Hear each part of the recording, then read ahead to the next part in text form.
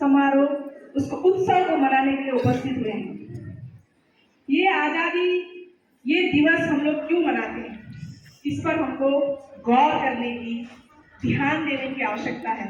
हम इस दिन को इसलिए नहीं मनाते हैं कि हम उत्साह उल्लास कर सके, आनंद मना सके, बल्कि इस दिन को हम लोग इसलिए मनाते हैं कि 200 साल तक अंग्रेजों के भारत में राज करने के बाद बड़ी मुश्किल से अनेक सेनानियों के, अनेक भारतीयों के बलिदान के बाद हमें ये आज़ादी मिली है। इसीलिए हमें इस आज़ादी को, उस बलिदान को हमें नहीं भूलना है। आने वाले दिनों में फिर से उस अंग्रेज या फिर उन दुश्मनों को हमें वो मौका नहीं देना है।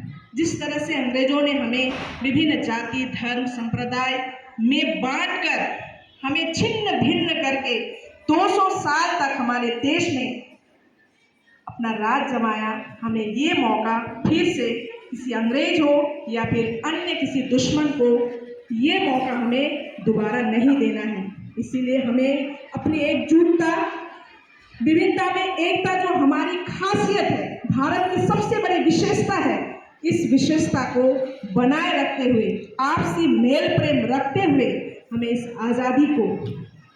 आज़ादी के महत्व को समझना है और आने वाले दिनों में हमें एकजुट रह करके आगे बढ़ने की प्रेरणा लेनी है। बस मैं इतना ही कहना चाहती हूँ कि हम सब भारतीय हैं।